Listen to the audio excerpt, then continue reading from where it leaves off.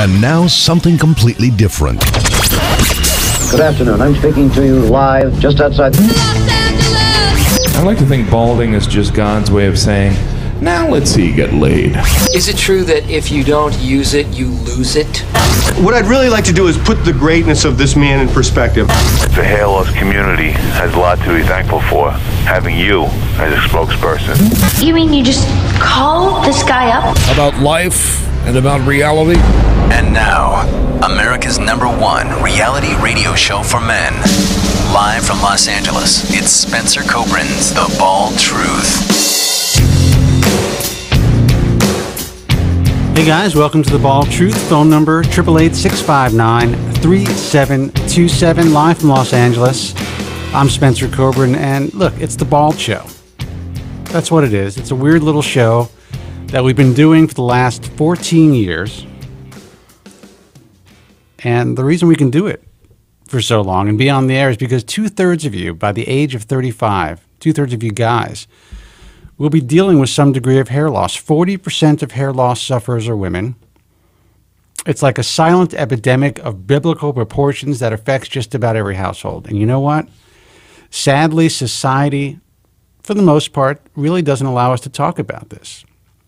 You know, if you're new to the program, don't know who I am, I'm a consumer advocate for men and women who are dealing with hair loss. I'm the founder of the American Hair Loss Association, author of The Bald Truth and the Truth About Women's Hair Loss.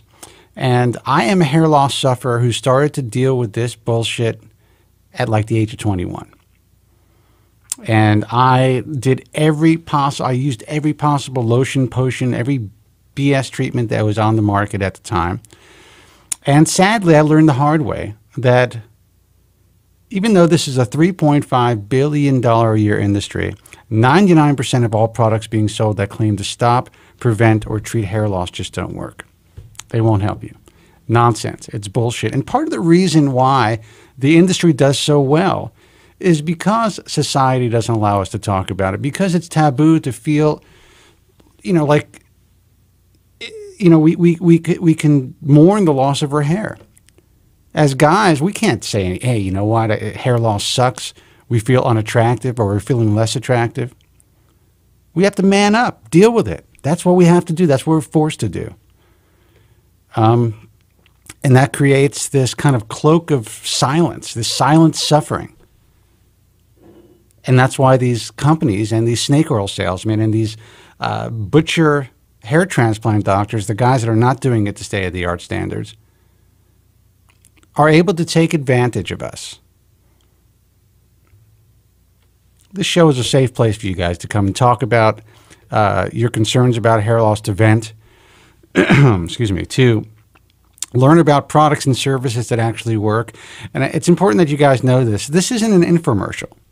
I'm not selling anything. I don't sell lotions or potions or hair transplants. I don't sell T-shirts or mugs. I don't sell anything. This is a place for you guys to come once a week as kind of an online and on-air support group to vent, to talk about your issues, and to learn from each other. What is life like as a hair loss sufferer? It's not easy. And it really depends on your level of hair loss and your ability to deal with your hair loss. Are you equipped to deal with it? I know that I wasn't at the age of 21.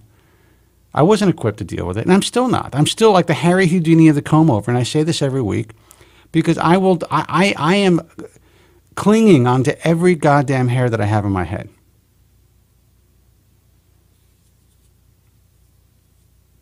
It's exhausting. I have to tell you, it's exhausting, and that's why I drink. Let me give out the phone number, 888-659-3727. That's 888-659-3727. I want you guys to call in if you have any questions, concerns about your hair loss, if you just need to vent, if you have surgery scheduled for tomorrow morning. Well, tomorrow's Labor Day, so you probably don't. I mean, there are a couple of doctors that actually work on Sundays, believe it or not. They're really hurting out there, and probably on holidays, but those are the guys you might want to avoid. But if you have surgery scheduled for Tuesday, and you're not sure if you're making the right decision, call us. I'll let you know. I'll be honest with you. I'll let you know if you should cancel that surgery, if you should say, you know what, doc, keep my deposit. Because you know what? In certain circumstances, allowing them to keep that, $3,000 deposit or whatever you put out is the best money you'd ever spend. 888-659-3727 is the phone number. Let's go to the phones. I'm not sure which line called in first. I'm trying to get Joe first, but hopefully this is Joe. Hey, you're on the air. Who's this? Hey, man. I'm in a really bad mood tonight. I'm tired of these certain people, I won't mention any names, on the message forums, constantly criticizing you, myself, and now they're attacking Histogen, Adirans, Replacel, and all the other companies trying to solve this terrible disease. Let me tell you something. You guys, I've come to one conclusion. You should be institutionalized and taken off the message forums on a permanent basis. My name is Joe from Staten Island. My name is excuse me. My name is Would you like to may I reiterate it? My name is Have you heard it? Excuse me. My name is Joe from Staten Island. Joe, so tell me what you're talking about, first of all, because I haven't been reading. I've been reading my message forum a little bit this week, but I haven't been reading any of the other forums. So what's going on? These cats, and a few on baldtruth.com, and mainly on that site, certain other sites I won't mention to give them any prompts. These cats are attacking you, attacking me. I mean, they're saying that, we don't know what we're talking about. They're attacking Histogen as a failure, Adirans as a failure, Replacel as a failure, Allergen, Latisse doesn't work, and they don't know what the hell they're talking about. These people must be insane. Well, I'm used to being attacked. I don't give a shit. But why are they attacking you, Joe? But they're saying I don't know anything about hair loss. I'm making a lot of this stuff up. Yeah, what guys like this? What guy? Name some of the guys out there. I know there's one guy that comes onto our site. I think his name is Richard Dawkins. He's a real negative dude. Yeah, he's also on another side that I freak. Of course, not as much as the Bald Truth, which is the greatest side going. But he's a really negative dude, and you have no idea how many complaints we get about this guy. He's in the other forum too. People basically begging us to ban the guy. And listen, that's not my style. That's not what we do. My moderators forward some of this stuff, and they ask me what I think, and I don't have time to read everything. But the truth of the matter is, I think everyone's entitled to their opinion. But sometimes when I read this guy's posts, I'm like, he's so out there. He has no clue what's really going on in the world of hair loss. Now, I come to the conclusion Richard Dawkins is definitely psychotic, along with Stevie D, Iron Man, to name a few, Spanish dude out there, just to name a few of them. These guys should be institutionalized. I come to that conclusion. Well, look, I appreciate anybody that wants to come onto the message forums and participate and contribute. I think it's important stuff. And there are guys who are more involved than others. I understand that. But there's a lot of conspiracy theories out there. And the thing is, you can't make certain assumptions based on what's on somebody's website or if a company is keeping things close to their vest. It's, but listen, it makes for good conversation. But I can see the frustration that a lot of guys are dealing with when they're dealing with a guy like Richard Dawkins. Well, he's mild compared to some of the other people on. He's fairly mild considered. Some of the other people I read on the other forums. These guys are really, I definitely should be institutionalized. I come to that conclusion. Yeah, but isn't that the fun? Isn't that the fun part of the forums? I mean, I think that the reasonable people out there can read between the lines, and then part of it's just there for entertainment. You see these guys who are battling it out like they're in the trenches, and it's so important for them to win a point on a message forum. You got to step back and look at it as, listen. I mean, I kind of look at it as entertainment. What is their agenda? To destroy people's hopes?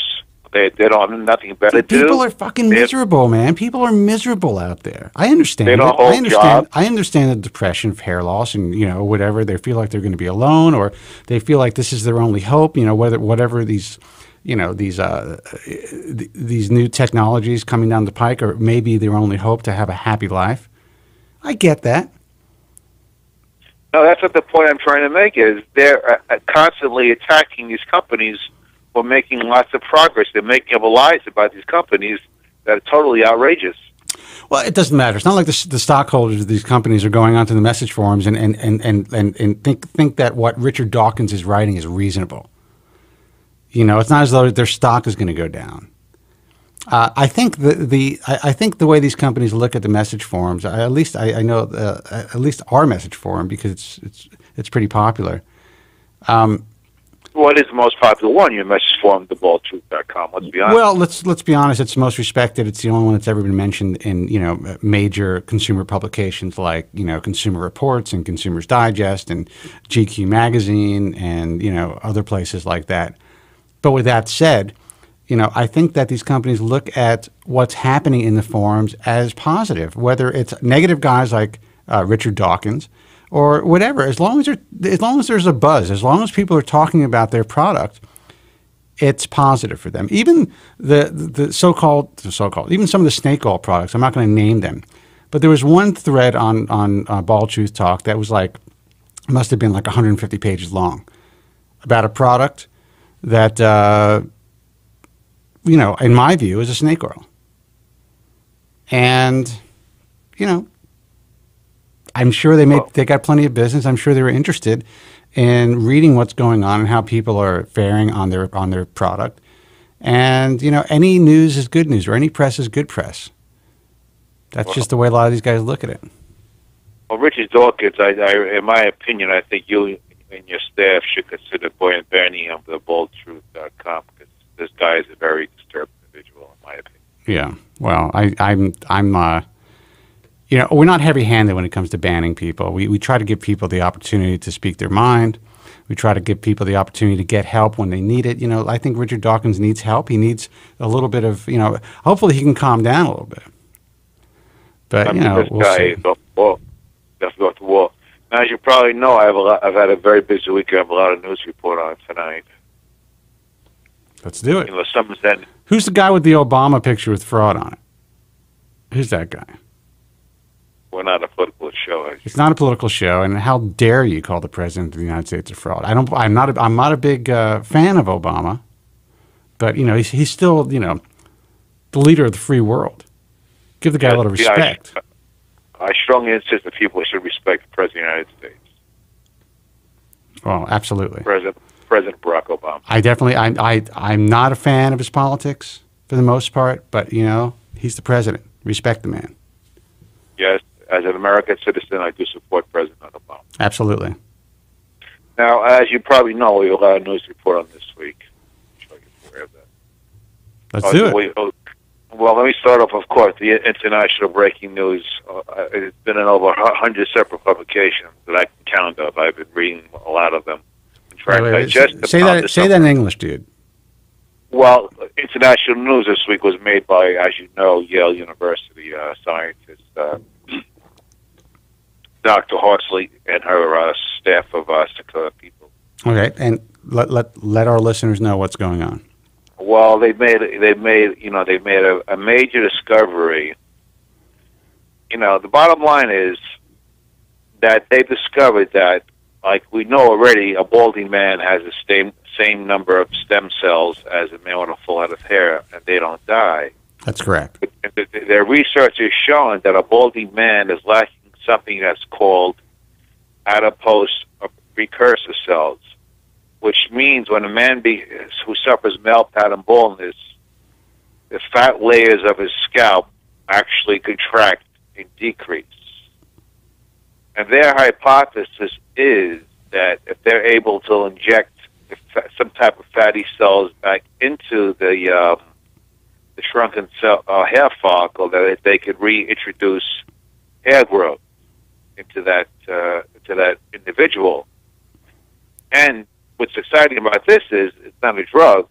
They're hypothesizing that they may be able to use some type of liposuction and inject the person's own fat cells back into their scalp to re-signal the hair to start to grow. Absolutely, and I think it's really exciting news. That really wasn't discussed much online. I know that some people posted about it on the message forum, and people are just like, yeah, something else that's going to happen in 5 years. But it's another path that, at least, this team is going to be taking to get to the root, no pun intended, of what's going on with guys dealing with male pattern baldness. And if we're able to utilize a treatment like this, especially for guys in the early stages of hair loss, I mean, they may never have to deal with the more advanced type of technologies like the cell culturing and things like that. We may actually be able to just kind of nip it in the bud, stop the process before it happens. And perhaps it's something where you're just going to have to go in and have, quarterly injections or something like that just to maintain the hair that you have. It's exciting. It really is. And I don't think people really spend enough time talking about it on the forums this week. Well, it's been all over the forum. Some of the other forums, I'll be honest with you. It's been all over on a lot of forums that I've wasn't too much on the baldtruth.com, but it was on other forums, being discussed. And it's been over 100 in newspapers. How dare you say that? Let people know it's being discussed in other forums. I'm just kidding, Joe. Well, I'm saying it's been in a lot of public international news. What's exciting about this is, and I'm making a prediction now, within 6 months, you have certain doctors inject fat cells, taken from liposuction from a person right into their scalp. And they will not need any FDA approval, as you know, because it's coming from your own body.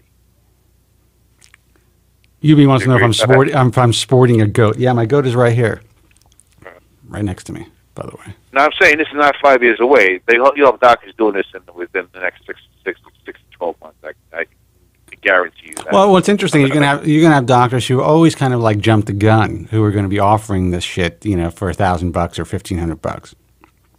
Right. Now, let me also. I'm sorry. Go ahead. Go ahead. What's also very interesting about this is that the allergen drug adipose that they're working on, which is a form of lattice, also stimulates is a prostaglandin, which stimulates fatty acids in the scalp. Right. Maybe this is the reason why lattice has been growing hair. 2 and 2 may equal 4 in this case. Well, hopefully 2 plus 2 is going to equal 10 in this case, because I do think that that's really a good point that you made. That's all I have to say, Joe. I'm actually so impressed with how lucid you've been and what you've been bringing to the table these last couple of weeks. It's unbelievable. Well, I really appreciate that. Maybe you could have a special segment on Bald Truth. Do a little narrative about my reporting. Well, we actually wanted to have a little special segment. Someone, I think Sunkast made a nice little bumper for you, but I never actually got it. I appreciate that. Appreciate that, Sunkast. So I do believe Sunkast that Sunkast is the best, man. Guys, he's the hardest working guy in internet radio. And he's not even a hair loss sufferer. The guy's got hair like a god. It's unbelievable. Him and Andrew, I can't stand it. I'm looking at them on video. It really makes me upset, and that's why I'm drinking.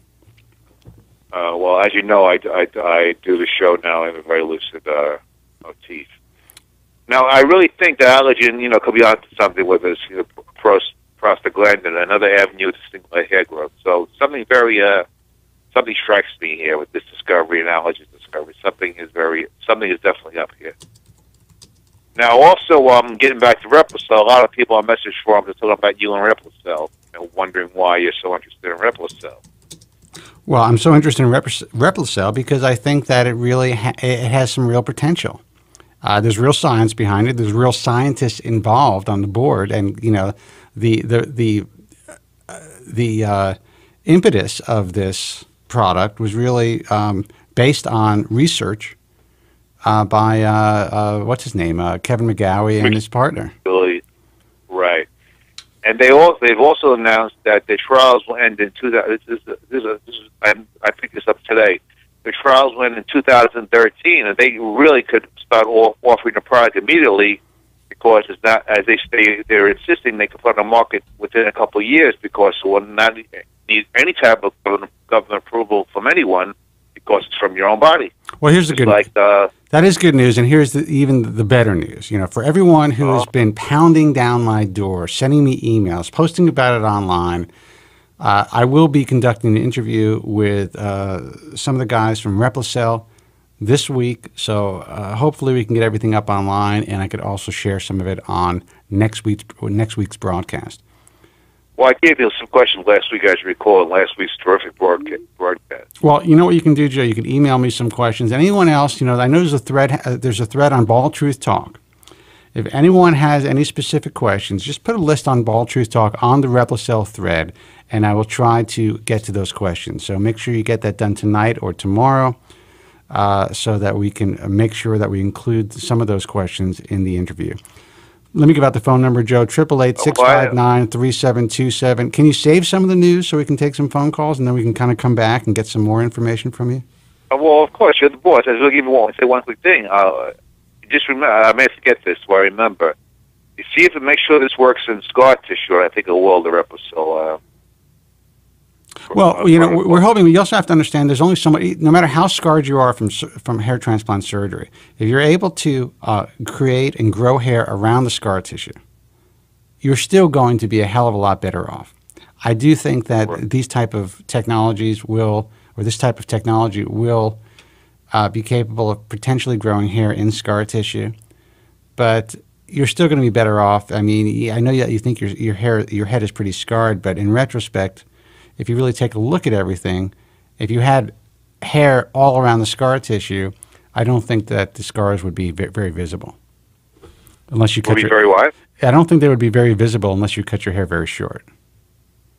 Yes, well, if you transplant a graft into scar tissue, it'll grow, so I guess it probably, protocol probably will work. Well, it may not grow to the full extent, but you know what, let's take a phone call, and okay, thank you, let's see who this is. Hey, you're on the air. Who's this? It's over. What's over? It's over. It's over. Do you see my hair? It looks thin. How can it look? You're so out of your fucking mind. It looks thin. Look at this. Dude, first of all, it's hard to tell on that camera, but I do not think it looks thin. It looks like when you comb your hair, you don't have like a tiny forehead, if that's what you don't have like a Sunkast forehead. My forehead looks huge. Dude, come on. It was never like this. Look at this. You're overreacting, dude. But you are overreacting. No. Your guy in your chat room even said, "Oh, your hair looks like it's thinning." No, which guy? One of them. I don't remember which one. Which it's over guy? though. Just another bitter balding guy like me said that to you? I'm resigning from the internet. It's over. No, dude. Come on. You're just starting. You're just starting your life. Look how big my forehead looks.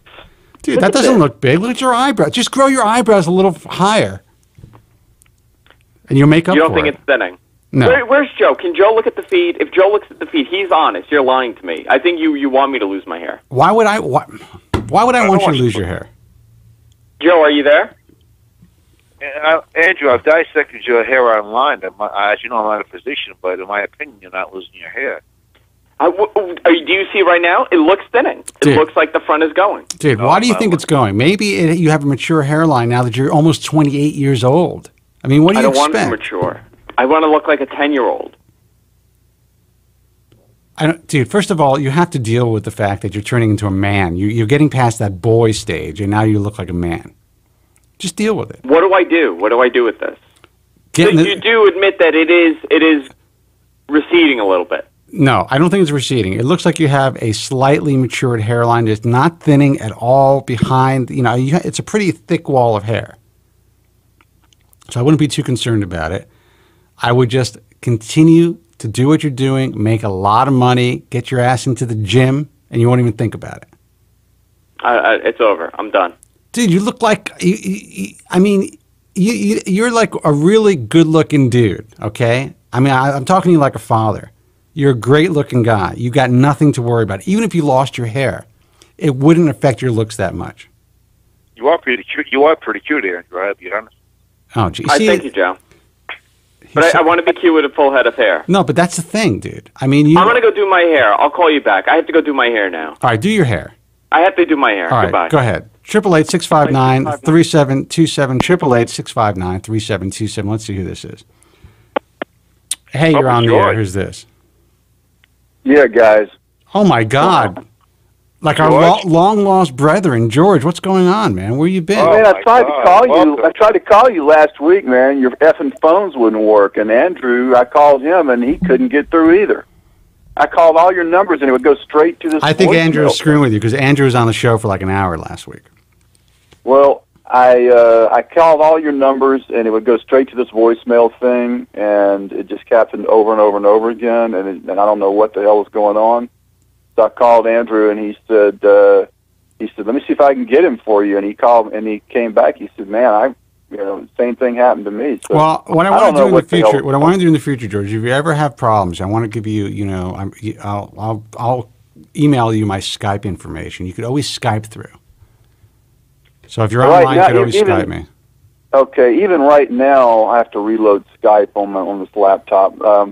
Even right now, your phone's kind of crumbling. It was a little bit, kind of breaking up a little bit. The connection is not perfect. But well, Joe, how's my connection, Joe?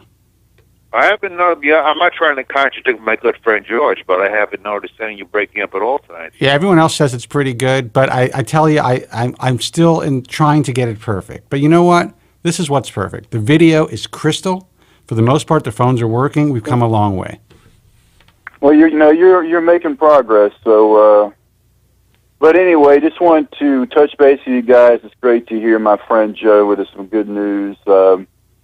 2 weeks ago, I wasn't around because I went down to the coast, 60 miles south of here, to the Alabama Gulf Coast. Right there on the Florida line, there's a huge resort sort of place there called the Wharf, and they have a huge outdoor amphitheater there. And it's kind of a tourist attraction thing right there on the Florida line, and they had Steely Dan in there playing, and I'd never seen Steely Dan. Back in the day when you and I were growing up, Steely Dan was huge. You remember those days back in the 70s, but they really didn't. Barely. I mean, you're a lot older than me, George. Oh, bullshit! 3 years older than you, you liar.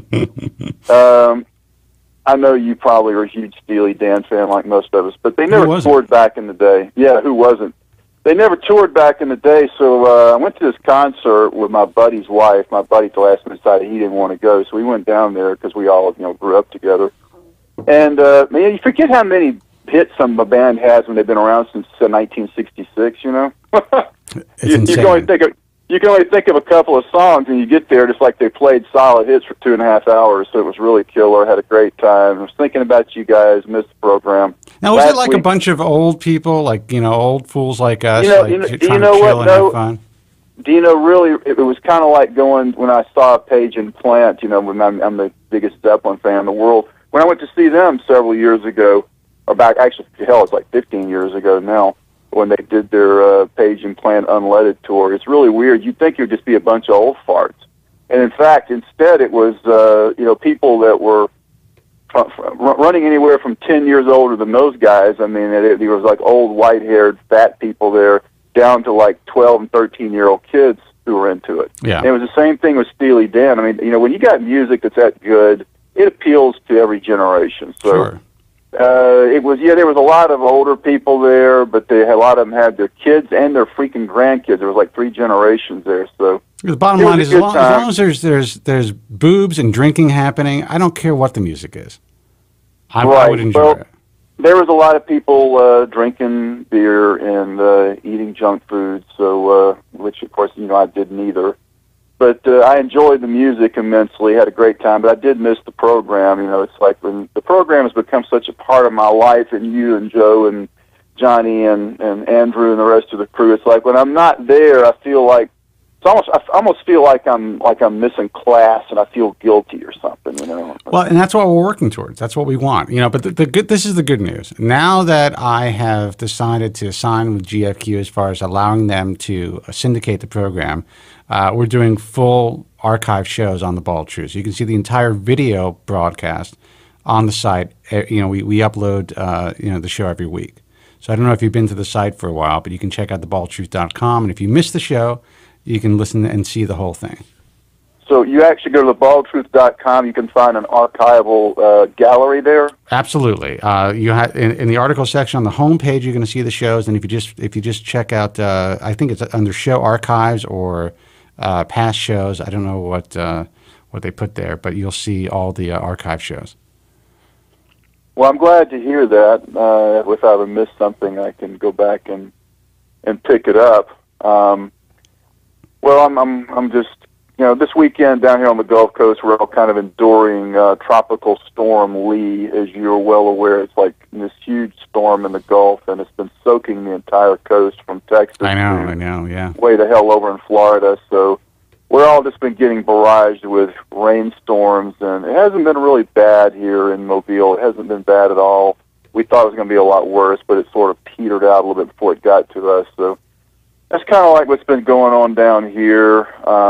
Not a hell of a lot. I'm glad to hear Joe's got some stuff coming along. But, with all this neogenesis stuff, I have one question. Is anybody out there, and maybe I know you or Joe, one of them can answer this, is anyone out there in any laboratory, be it a private commercial endeavor or a university laboratories, or government laboratories, anyone actually been successful at this point in multiplying follicles?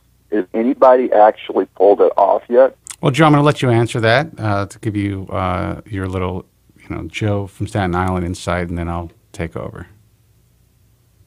Well, yes, a lot of companies. I mean, we don't have the exact information, but Adirond is showing some pictures where, to a certain extent, they've multiplied. Absolutely. Hair follicles. So to answer your question, they have. Have these new follicles actually produced terminal hairs? Well, that's the thing. They have produced terminal hair, but we don't know how. It's so recent. We don't know how long that cycle is going to last. So, is it going to last a full 6 years, or the average between 3 and 9? Whatever the terminal average is going to be. Is it going to last that long? We don't know yet. By the way, Joe, Sunkast just sent me this. Let me see if I can play it. Thank you. The Bald Truth Report with Joe from Staten Island. You like that? I couldn't really. Can you play that again? The Bald Truth Report with Joe from Staten Island. The Bald Truth 4 with Joe. Is that what he said? Dude, one more time, man. The Bald Truth Report with Joe from Staten Island. It's the Bald Truth Report, you moron. The Bald Truth Report. I couldn't decipher that. Me too. Well, you know why? You know why he couldn't decipher? Because he was doing it in Staten Island speak. Thank you, Sunkast. I'm very flattered by that. The Bald Truth Report with Joe from Staten Island. Wow. I hope you speak to your staff, Spencer, and incorporate that. Your producers incorporate that in the show, and I appreciate that. That's exactly what we're going to do. You know who the staff is that's going to incorporate it? Me. He sent it to me. I'm going to put it into my 360, and I'll play it from now on. Well, I appreciate that. I also want to commend my good friend George for actually presenting for the first time a really good question on hair loss. He usually digresses from the subject matter. I really appreciate that, George. It's funny. Joe, I spoke to Joe earlier. He called the show 20 minutes early today, Joe? You're like 7:35. I had just woken up. It was insane. So I'm like, all right, this. I don't know who this is. Joe usually calls about 15 minutes early, not a half an hour early. Let me see who this is. And it was Joe. And he said, you know what, Spencer? Last week was the best show in a long time because we really stuck to hair loss. Now, I get mixed things, mixed reviews. There are guys that just want to hear about the hair loss stuff. And then there are guys that just enjoy talking and shooting the shit. Basically, this is just a place for guys dealing with hair loss to talk about life. Joe doesn't dig that. Everything has to be fucking hair loss. But getting back to, I'm sorry. Go ahead. Get back to what George said. So, like you said, Spencer, so say his cycle lasts 2 or 3 years. What's the worst case scenario? We go back for booster injection. That's right. That's very acceptable to me. Look, dude, I'd go every day. If I had to go if it was part of my everyday routine that I had to get a shot, I would do it. You know what? I'm bedridden. I get the hell out of my bed every day and take a cab to the physician's office. Jesus, okay? He's bedridden. You're why are you bedridden, Joe? I just don't. You're a young man. I'm not a young man. I'm 53 years old. That is you, dude. Let me tell you something. When I'm 53, I'm going to be a young man. I am not going to be in Altakaka, which is a Yiddish for like an old fool. I'm going to be I'm going to do my best to be healthy and youthful. Right, George? Absolutely. Absolutely. I mean, come on, Joe. I mean, you know what? You know, I hear Joe talking about being bedridden. You know what it reminds me of? Do you remember the Roald Dahl book, Willy Wonka, or Charlie and the Chocolate Factory, on which the movie Willy Wonka and the Chocolate Factory is based? You remember that, right? Yeah. You remember when you and I were kids? You know, you're 3 years younger than me, so you may not have seen it when it came out. But in 1971, the movie came out with Gene Wilder. You know, Willy Wonka and the Chocolate Factory. Yeah.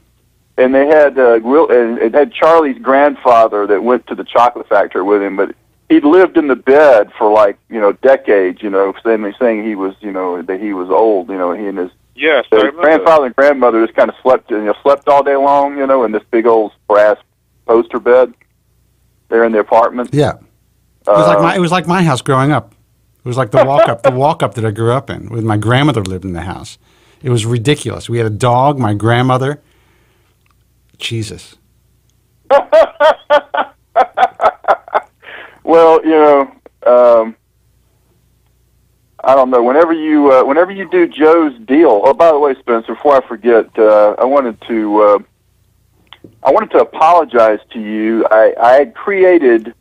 I have never, as much work as I do in my Gmail account, I've never figured out how to create distribution lists in Gmail, believe it or not. Okay. And I tried to create some distribution list that I was sending out stuff to people, and you accidentally got thrown in on a distribution list, and I sent you some stuff that I really didn't intend to send you. So I apologize.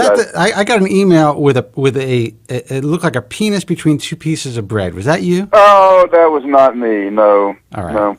But I sent you a couple of things that I didn't intend to send you, so I apologize. I didn't want you to feel like I was just spamming you or trying to annoy you or waste your time or whatever. So I apologize. You got thrown on to a couple of things, you know. Oh, dude, I put you on my junk list a long time ago. I don't even get your emails, so don't worry about it. I know you're lying. That was cold. I'm just screwing with George. Let me go with the phone number, guys. 888-659-3727. I have to take a quick break. When we come back, we'll be talking about more hair loss stuff. We'll be taking your calls. And Froggy, I don't know what you mean by creating another chat for people who want to talk about something else. Be more specific, and I'll see if I could figure it out. 888-659-3727. I'm Spencer Kobren. You're listening and watching The Bald Truth. Stay with us. We'll be right back. I think your hair's the bomb, yo. You say you haven't been rocked in a long, long time. I'm good at rocking. It's so hard to find, baby. Hey, guys. Welcome back. 888-659-3727 is the phone number. We are live from Los Angeles. Coast to coast, worldwide on the internet. Want to let all you guys know that we are now being internationally syndicated by the GFQ network. You can check us out live. Just lost my headset. On gfqlive.tv. Also check out guysfromqueens.com. And, you know, Froggy mentioned if we had another chat where people can just talk about, you know, whatever they want to talk about that's not so narrow with hair loss. I actually disagree with the narrow statement because, you know, hair loss affects just about everybody in this world. But I understand what you're saying. Check out the IRC chat at gfqlive.tv. You can watch the program. You can join the IRC chat. And you can talk about whatever the F you want. It's up to you. But we have the Stickam chat open here for you guys who want to you know, stick to the hair loss stuff. Or you can talk about hair loss in the IRC. I don't care. Just do whatever you want. Just want to be left alone. It's Labor Day. 888-659-3727 is the phone number. Am I potted up? You're potted up. I'm drinking a Heineken now because I think I have some more Coronas, but I just felt like something a little heavier. And I see you be smoking cigarettes. I got to tell you, I miss cigarettes. I do. I really do. I don't know what it is. Every time I have a couple of drinks, I want to have a smoke. I try not to do it, and I don't. I'm a grown man now. I think I'm too old to be smoking cigarettes. He's got a pack of Marlboro Lights, Andrew. But, every once in a while, I wouldn't mind picking up again. Sorry to tell you that, George. I know you don't approve of that. Well, my grandfather used to smoke 4 packs of Camels a day. I never smoked much at all. Even my height of smoking when I was like a teenager, I was like maybe, 5 cigarettes in a day. And when I was, at the bars, when I was like in my early 20s, maybe I would smoke 10 if I was out, for the full night. But that's it. I would never really smoke a pack of cigarettes in a day. I never understood people who could get up in the morning and smoke a cigarette. It was never for me. And I guess I'm lucky because for whatever reason, I never really got addicted to it. Have you seen that latest commercial? It shows starts talking about all the goo that goes into the lungs of a pack-a-day smoker, and they show these where the lungs are supposed to be these sponges. Yeah. And then they squeeze the sponge, and all that crap that comes out looks like used motor oil. It looks like motor oil full of carbon. Well, I will tell you this, that I have a group of friends, and we were kids. We all smoked. Okay, and I was an athlete, and I smoked. I just kind of just hung out with these kids, and they smoked cigarettes. It was like the 70s. There are a couple of kids that we grew up with who stopped, we stopped smoking, but who did not stop smoking. The guys that continued to be real smokers, the guys that are like smoking like 2 packs a day since they were 25 years old, grew to 2 packs a day. Now they're in their mid-40s. And we all went out the last time I was in New York. 3 of us who stopped smoking and 2 of us who did not stop smoking. And I can tell you the physical difference in the guys that stopped smoking compared to the guys that continue to smoke, it was profound.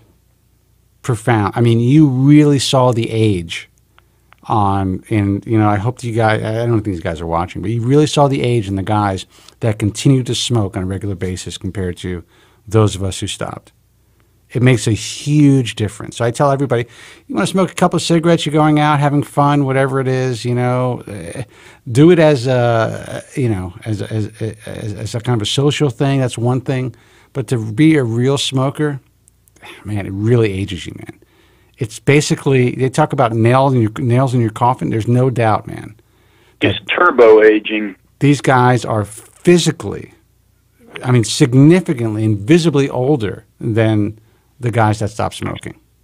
Well, not only are they starving their bodies for oxygen, but they're putting in, hundreds, if not thousands, of different toxic chemicals, including some kind of cyanide compounds, in addition to starving your cells for oxygen.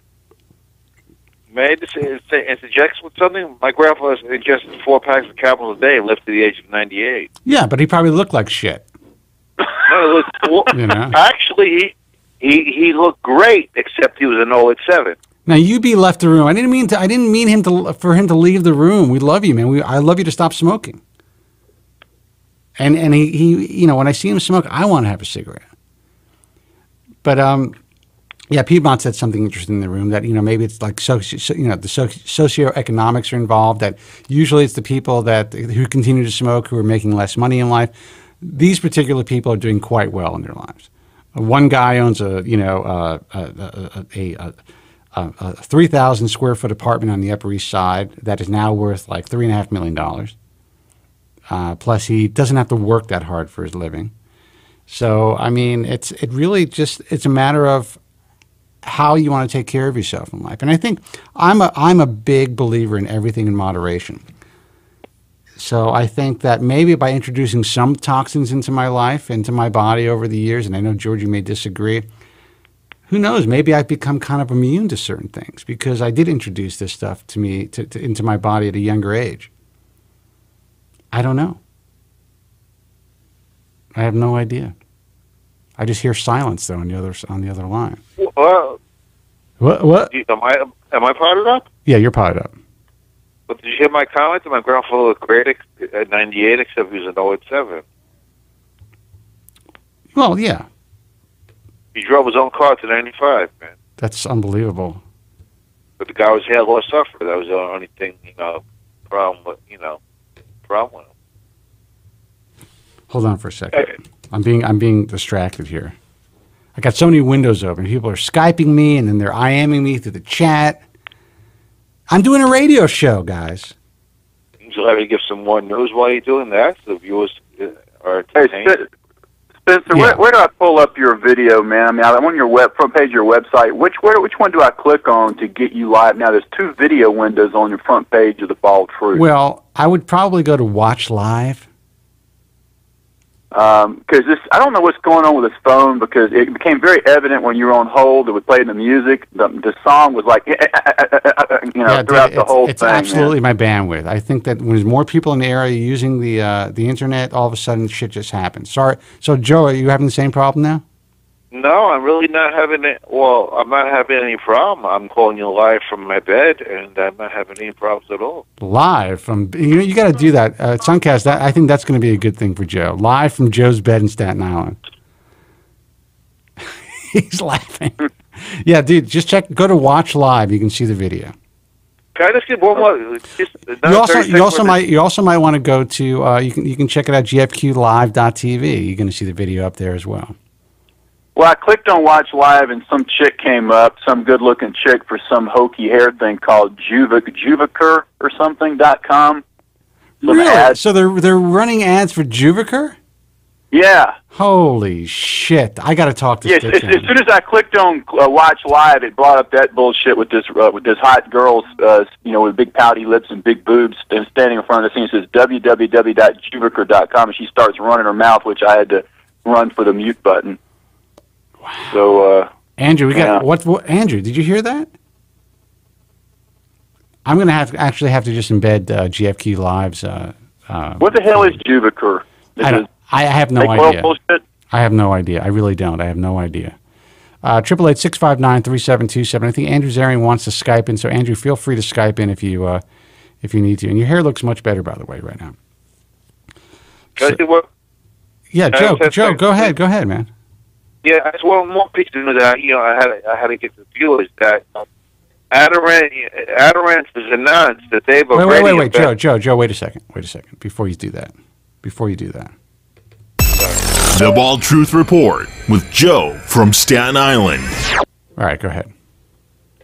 Yeah, that Adirond Corporation to date has already invested $100 million just in their research into their hair regrowth protocol, and an additional $50 million into commercialization of their product to date.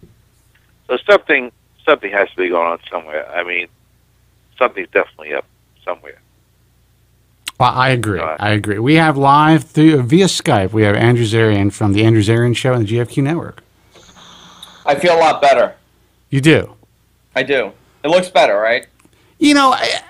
It didn't look bad before, but I mean, it's just listen. Now, when I come here with my hair wet and combed back, first of all, I think I would scare the shit out of everybody. But you look different. That's the way that it is.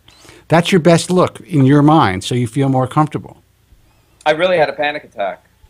Come on, dude. I mean, these guys in the chat room are looking at you like you're an idiot because look at you. I feel better now. The hair looks a lot better. This is the first Sunday I'm sober, and Jess isn't home, so maybe that's why I'm panicking. I mean, you look like Colin Farrell missing a chromosome, which is pretty good. Yeah. That's not a bad look. Enough. Yeah. I hate to say it, but I don't think Andrew's equipped to be a hair loss sufferer. God forbid he loses his hair. That's my opinion. You think? That's my opinion. I don't think he's equipped to handle it. No, Andrew is a guy that, and kind of like George, who is probably, George actually was a fat kid, so he kind of grew up and became better looking. But Andrew was like always a handsome kid. So he always got the attention. He's always the best looking guy in school probably and all that shit. And he would just fucking fall apart. I would, yeah. It would be the end. See, I wasn't. I was always the guy. See, I gotta say, you're too good looking. That's your problem. You're too good looking. That's a problem in life. I'm telling you, I was the guy that would hang out with guys like you, and you would get the initial attention, and I would end up going home with a chick. No, listen, I would be fine if Like, if Spencer told me, listen, Andrew, your hair is thinning, then I would go on every possible thing possible.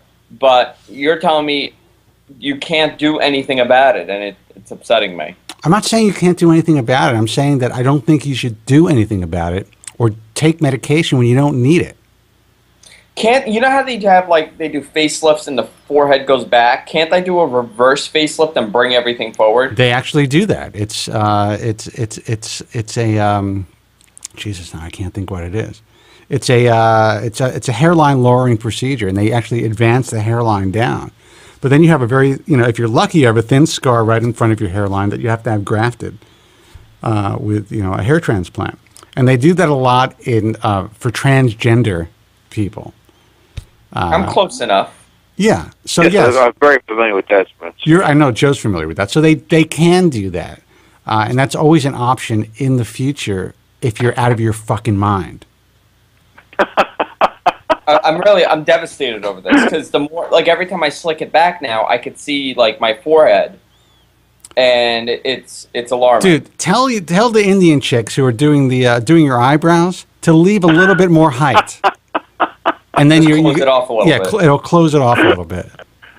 In my opinion, if Andrew got his scalp, what the doctor saw and not a Bernstein for miniaturization, and they told him that he was a sufferer of male pattern baldness, I think Andrew might have a nervous breakdown. I hate to say that. I'm getting worried now. Well, I don't want that to happen because Andrew and I are just starting to do some stuff together, in business. So I just, It's not the right time for a nervous breakdown. It's not the right time for him to have a nervous breakdown. So you better not go see any physicians then. I told him not to see any physicians and not to have the hair DX test. Hair DX test. And again, every time I mention Hair DX, I have to give full disclosure that I am on the board of Hair DX and I am financially compensated to some degree for being on the board. Got to watch my ass with everything. I want to take the test, but then I'm terrified to know. It's almost like finding out that you're going to die at a certain time. Don't do it, Andrew. Andrew, don't take the test, Andrew. I'm telling you, please. I won't take it, Joe. If Joe is telling me not to take it, and he fears that I'm going to lose my mind if I do find out, I think I should be alarmed. Dude, all I'm saying is enjoy what you have right now. You have a lot of hair, and when you do your hair, it looks so effing thick and crazy that don't even think about it now. Don't even think about it. Andrew, you lose your hair in a couple of years, there'll be a viable treatment for you, Andrew. So what are you worried about? There will be a treatment available. What if there isn't, Joe? That's the thing. What if in 6 years, it doesn't happen? I can guarantee you, I've been doing this a long time, there will be not a cure, a viable treatment within the next couple of years. That's a fact. I'm staking my reputation on it. Andrew, this is what I want you to do. Do me a favor. Just concentrate on building your network, building what we're going to be doing together, and making money. And then it's not going to matter. I'll get you into the best weight possible. I'll get you a hair transplant. You can take medication like me and do the quasi comb over. It works. It works for me. Spencer, do you really think that Andrew would be happy with the thinness of a hair transplant? He would not accept that. He needs the kind of hair. No, I would have to hook him up with a good hairpiece. I mean, because basically his hair almost looks like a hairpiece. It's so thick. Right. So hair transplantation in his case would not be an option. I have to say that.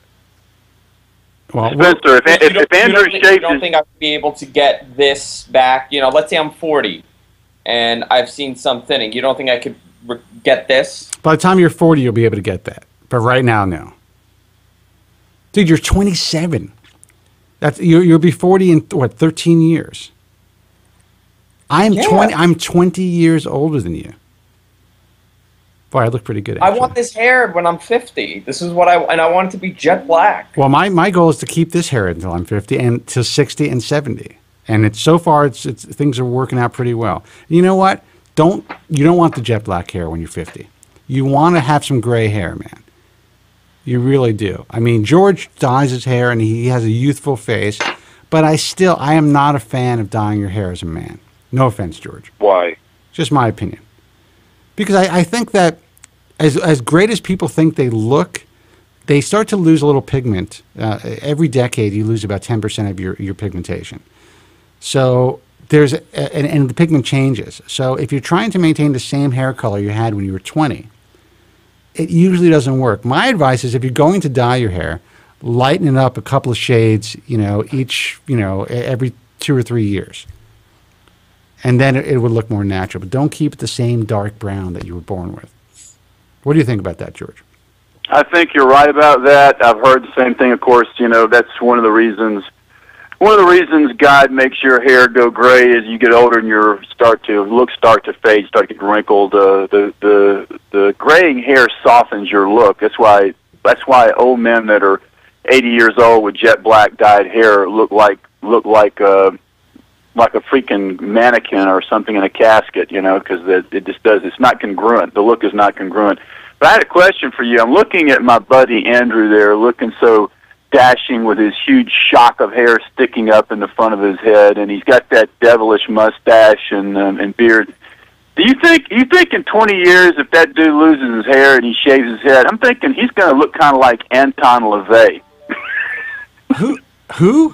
Wait a second. Who the hell's calling? You don't remember who the fuck Anton LaVey is, dude? I can't believe at your age you don't remember that. You don't remember Anton LaVey, the guy that formed the guy that was like in charge of the Church of Satan? Yes. If you shave your head, dude, you're going to look a little like Anton LaVey. I mean, I don't mean any offense by that, but you kind of have that mean, badass look with that mustache and beard. Now, I think that if he got his ass into the gym and really, because he's got a good physique as it is, but he really built some... You got some muscle, look at that. No, you got a good physique. You do. I've seen you in person. But really, got yourself a little bulkier. You could shave your head, stay tan. You would have no problems. Jess would love you. Or, once you start making money and you leave Jess, you'll have no problem meeting young women. Not tanning and shaving, but in 20 years to leave Jess and go for some 19-year-old. Well, she may end up leaving you. Whatever. You never know what's going to happen in life. You never know what's going to happen. I'm 70% sure she's going to leave me in 20 years. Well, before she turns 40, she'll leave me. Andrew, why do you believe that, man? Oh, because there's only certain amount that you could tolerate me. I thought you were trying to insinuate that she's so hot that she's going to leave you for some dude that's like a billionaire or something.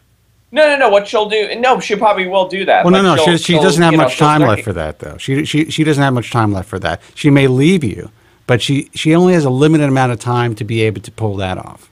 Yeah, but if she starts doing a lot of plastic surgery and starts doing that, I think she could do it at 40 to leave me for like a 70-year-old. Oh yeah, absolutely. But right now she's really at her peak. So if she wants to make the move to go for like a relatively young rich guy, like I'm talking about like a guy in his 40s, now's the time. Once she hits 30, she may lose that option. So Jess, if you're listening, take my advice. Now's the time. Andrew, I'm just kidding. Relax. He doesn't even look. He's not even laughing. I'm listening. It's funny. You're getting all upset. I'm not. I'm the first one to say she's going to leave me for some guy. Dude, I'm telling you, stick with me. You're going to make plenty of money, and with your looks, you're going to have no problem. But do me a favor. Switch from the black wife beater to the white wife beater. Why? Why not the black? Because it's just too bridge and tunnel, dude. You took the chain off, and that works. Just get rid of the black wife beater. Contrast, man. Need some contrast with those dark features. The white T-shirt work better. Hey, who's this guy like in his mid-50s who's got this bullshit reality show? He's shopping around with his like a wife who's in her late teens, and they've got it all over the friggin' television. What's this deal? Oh, they have a reality show. I know there's an actor that was in the Green Mile that actually married a 16-year-old broad. Maybe that's what it is. She's some blonde, and they were talking to her mom. What do you think about this? And it's like her mom was like, whatever she wants to do. But they got it all over all the television. She's not 16, by the way, Spence. They're finding out that she's not really 16. Oh, really? Yeah. Somebody, I think Inquirer or one of them or Star reported that she's like some 35-year-old. You're kidding me. Yeah. Wow. Well, I may be saying something that. You know what? Take that back. It might be something that I shouldn't be saying yet on the air. Well, how are you going to take that back? How do I take that? How do I take that back? I don't care. Somebody told me from the Inquirer that they found out that she's 30-something. All right, so this is Sunkast's job to edit that out. Yeah. No, you can leave it. I don't care. All right. Well, I don't know what you're talking about, so I am not liable for that. There's no way. I thought she looked about 27. You know, when I saw her... 27. Jess doesn't look that old. How old is Jess? No, she's 25. She's 25. Yeah, 20. Jess looks young. She has a very youthful appearance. I think it's partially the freckles.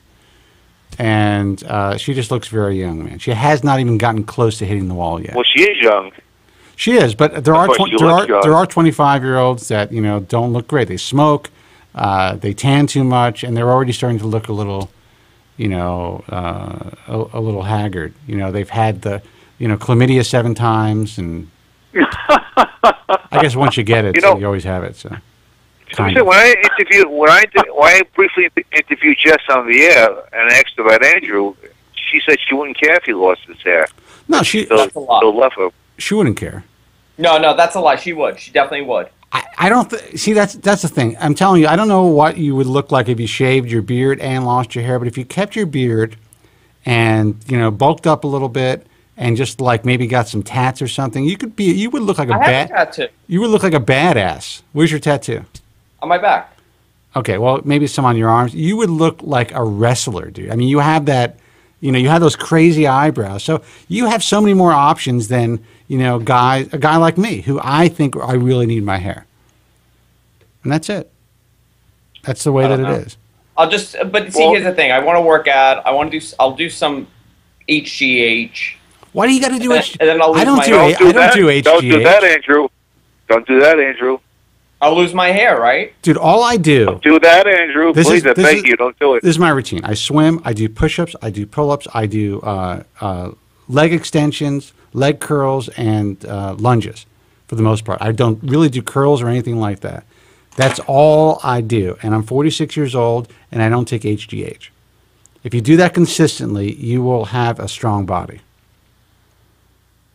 I don't know. This show makes me so depressed. That's what it's for, dude. I'm just kidding. Other people are like they enjoy it. You know, I get ill.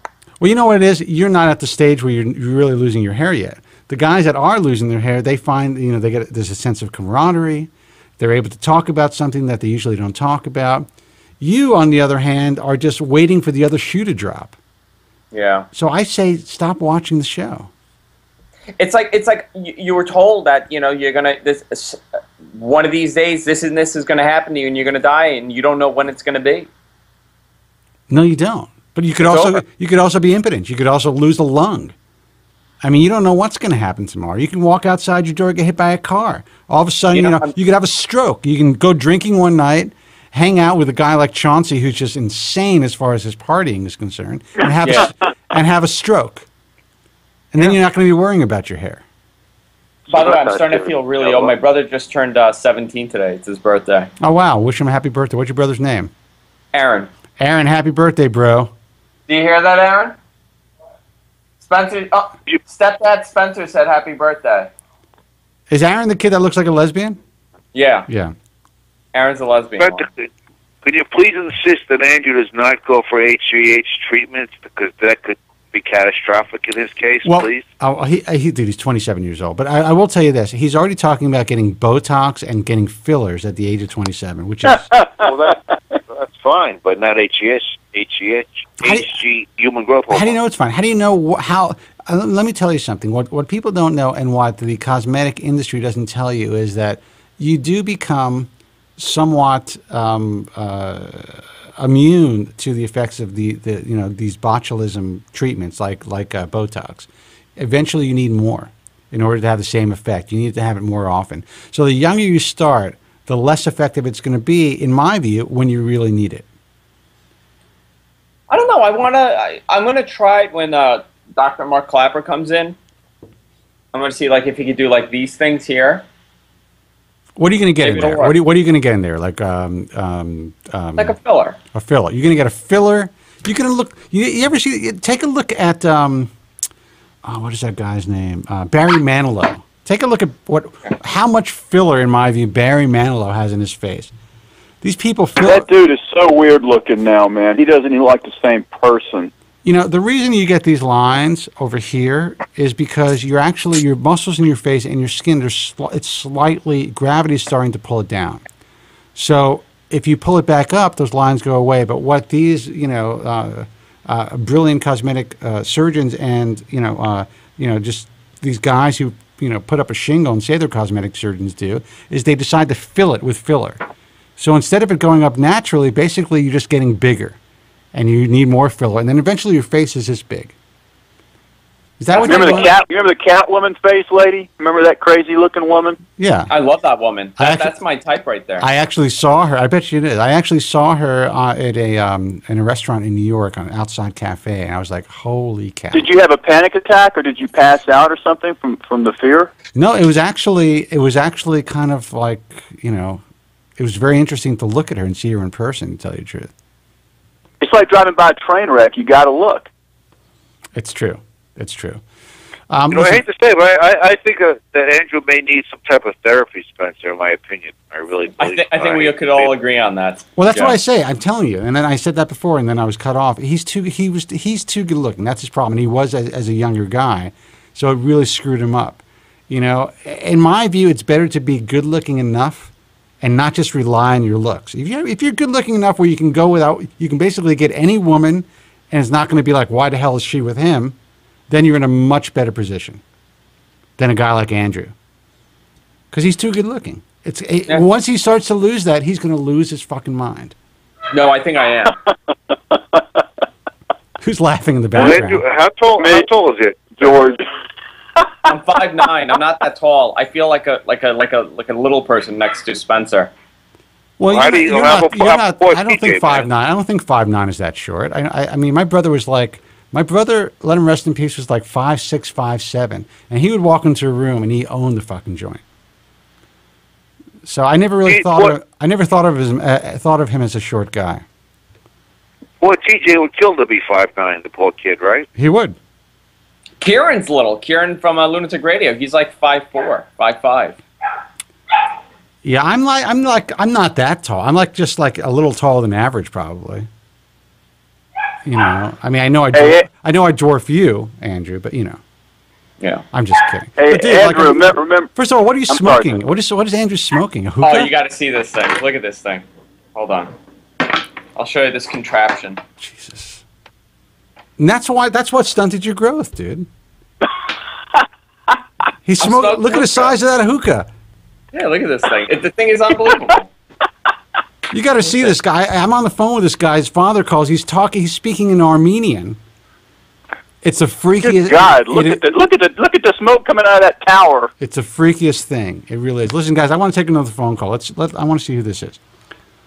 Oh, it's Johnny, man. Hey, you're on the air. Who's this? Hey, say hello. You're on the air, man. Hello? Hello. Hi. Hi. What's up? What's up? Who's this? This is Kenneth the Dragon Slayer. Kenneth the Dragon Slayer. What can I do for you, bro? What?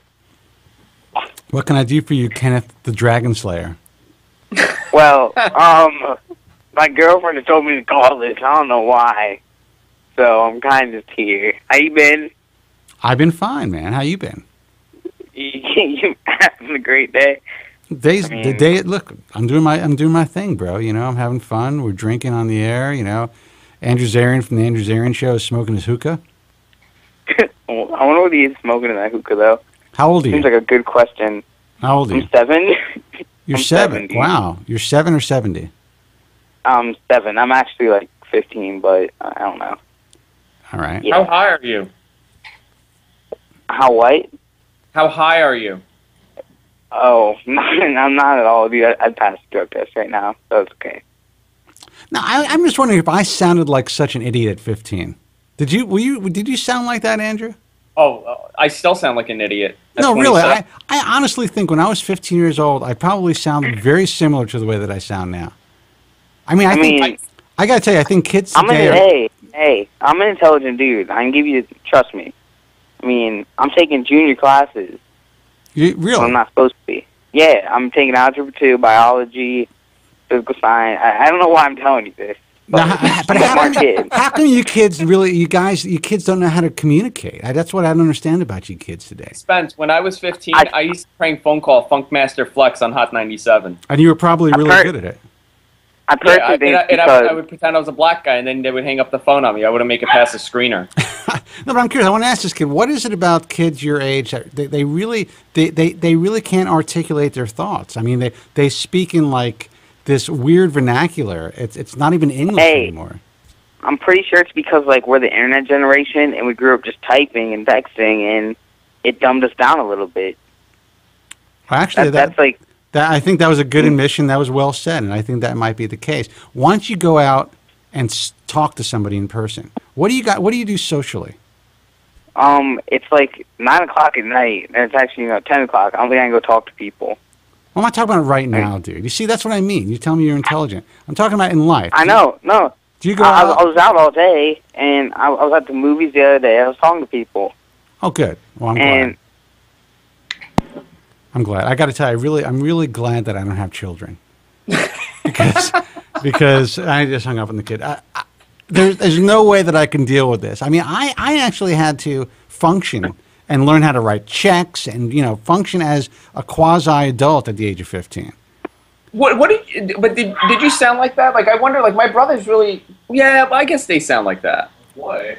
No, I did not. Dopes. I will tell you that I would pick up the phone. As soon as my voice changed, people thought I was 50 years old. Am I right, George? You were probably the same way, George. Oh, yeah. My voice never changed, Spencer. My voice is always the same. Yeah, but you were like 9 years old with the same voice, Joe from Staten Island voice. He was a sufferer at 4. The bottom line is we're all prisoners of our hair loss. He was that was him at 9 years old. He doesn't he goes to school. He just comes back from summer vacation. They did that book report. What did you do during your summer vacation? He talks about researching hair loss. Yeah. I didn't do it. I haven't taken vacation in years, man. I'm housebound. I'm unable to travel. No, I'm talking about when you were like 10, going back to school. No, I started doing hair research at 12. Actually, it's what overcame me. I became a hair loss sufferer at 12. But you know what, Spence? Like, he's not too off. Like, I'm thinking when I started looking up like hair loss and like my options, I was probably like 14. Really? Really? Yeah. Really? Yeah. Were you really looking at 14? I was, yeah. It's funny. I was just hit in the head with it like it was just like it came out of nowhere for me. I had no idea that I was going to be dealing with this bullshit. Did you ever think about it? You have genetic background. Of course you had an idea. I had no idea. My father was, he was always taller than me until I, had my growth spurt. And he had a bald spot, but he always had hair in the front that he combed back. So he always, to me, had a full, I never thought he was a bald guy. My grandfather was in NOAA at 7, and I knew that would be my destiny in life. My youth was destroyed. Well, I know that, Joe. I know, and that's what I was 12 years old, and I knew that would be my destiny in life. I wore hairnet to bed. I wouldn't take my hat off. I wouldn't wash my hair for months. And that's really funny. Your sister called in and said that you wore a hairnet to bed as a child. Yes, I did. Why a hairnet? Because you were scared that it was going to fall out? It would prevent it from falling out? Yes. And the teacher would write a letter home to my mother complaining, the school nurse complaining that the students would complain because I wouldn't wash my hair for months of the order. See, Joe, like, I'll tell you something. I never wear a hat. As a kid, I always wanted to wear like a Mets hat or like a Yankees hat. I could never do it because my mother always told me as a kid, if I keep wearing a hat, my hair's going to fall out. So I still to this day never wear a hat. I love you guys, all right? A hat has nothing to do with losing your hair. Nothing to do with it. Dude, first of all, his mother has given him so many phobias. He's to this day, he can't even look at a tiny statue of the Statue of Liberty. No, don't put it in front of me. My mother told me he was going to rape me and lure me with chocolate. I mean, think about that. Think about how insane that is. Let me give out the phone number, guys. 888-659-3727. 888-659-3727. How much ass do I have to kiss to make partner in this damn place? Jesus. Let me see who this is. Hey, you're on the air. Johnny, man. You're on the air. Who's this? Dude, you got one chance to say hello. Hi. Hi, who's this? My name is Nick Swagger. Nick Swagger. What's happening, Nick? That's my name. That's what people call me. All right. That's a cool name. What's going on? I'm just chilling. Yeah, how old are you, man? 16. 16. Let me ask you a question. Why are you calling the Bald Show? I don't know. I was just told to call this number. Now, who tells these kids to call this number? Is there some sort of is someone tweeting this out to 16-year-olds to call this number? I'm not sure. I was just sent a message to call this number. Now, let me ask you. So you just sent so if someone sends you a message to jump off the Empire State Building, you going to jump? No. All right, where are you calling from? I'm going to give you an opportunity. I'm going to give you an opportunity to talk. From where? South Carolina. South Carolina. Now, what do you do in South Carolina? You go to school? Do you work on a farm? What do you do? I go to school. And so 16, you are what, in the 10th or 11th grade? 11th. 11th. Well, good for you, man.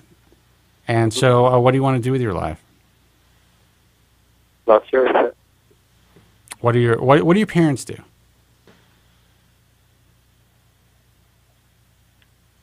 You don't know. They work a lot. You don't know what your parents do for a living, do you? My mom works at a restaurant. Yeah. My dad works at a movie theater. Your dad works in a movie. What does your dad work? Does he take that? He's the ticket taker at the movie theater. He's the manager. He's a manager in a movie theater. And your mom works at a restaurant. Mm-hmm. So, are you planning on going to college? Yeah. Good for you. Good for you. You got to go. You have to go to college. Why? Because he does. He just does. He doesn't come from an entrepreneurial background. He needs guidance. That's my professional opinion. So go to college, dude. Keep watching the ball. Keep watching the Bald Truth and go to college. Thanks for the call. 888-659-3727. Boy, this guy's got 2 strikes against him. His dad's a manager of a movie theater, and his mom works in a restaurant. By the way, Spence, you have everybody's phone number, right? When they call in, you I can see do. it. Absolutely. Yeah. I know someone's a manager in a movie theater. They make pretty good money. They make $40,000 a year, man. That's pretty hefty amount of money. Now, he said his dad owns the theater. Does his dad really own the theater? And that's He said he's a manager. Yeah. They make like $40,000 a year. It's pretty good. Around here, 16-year-old kids are managers of theaters. Really? Now, I don't mean to sound like a snob because I'm not. I'm a blue-collar kid. I really had nothing. I made it on my own. But, I mean, most kids today, I just don't think they have the wherewithal to do it and to get themselves out there. Of course, there are these, incredible internet entrepreneurs that are making, incredible livings and just, doing their thing. But most people, like me. Like you. But most people aren't like you. Smoking a hookah with your devil beard there. My brother looks like Rachel Maddow. Doesn't he look like Rachel Maddow? Yeah, I watch her. Put him on camera. Here, hold on. He looks like Rachel Maddow. Who? My brother. Wow. Aaron, come closer to the Is your brother a liberal lesbian? No, but he does look like a lesbian. Wait a second. Your brother's wearing a V-neck T-shirt and smoking a hookah? Yeah. Dude, I don't even want to go to your house. I mean, that's got to be. I can't even believe how you guys live. It's so don't make any noise. It's like it's another effing world over there, man. How does Jess deal with it? He's a hipster. I'm not a hipster. You're a hipster. How does Jess? So is your brother gay? No, he's straight. Are you sure? Yeah. How do you know? Are you sure? Oh, no, I haven't experimented in college yet. He said he hasn't experimented in college yet. Oh, good for you.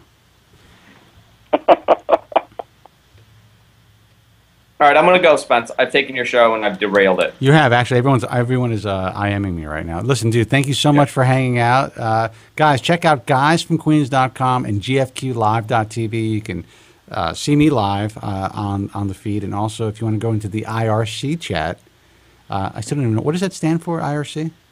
I don't even know. Okay, you can go there if you don't want to talk about hair loss. And thanks for the call, dude. All right, later, guys. Later. 888-659-3727. That's 888-659-3727. Give us a call if you have any questions, concerns about your hair loss. We have about 30 minutes left on or for the broadcast. I have to take a quick break. But when we come back, we will be taking your phone calls as usual. Again, this is the Hair Loss Show. Feel free to give us a call, 888-659-3727. Stay with us. Rogaine, even if it works for you, if you want to keep your hair, you can never stop using it. Rogaine is the middle-aged equivalent of crack.